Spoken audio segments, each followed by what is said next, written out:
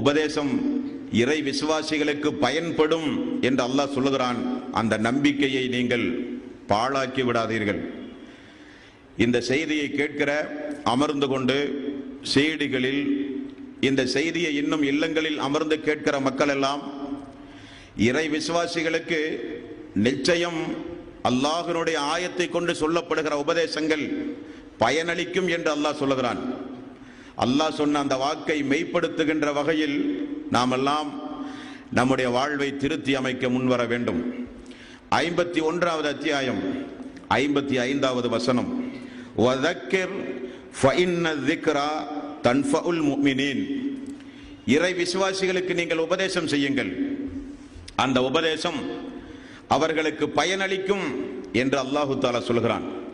அப்படிப்பட்ட இறைநேச செல்வர்களாக நாமெல்லாம் மாற வேண்டும்.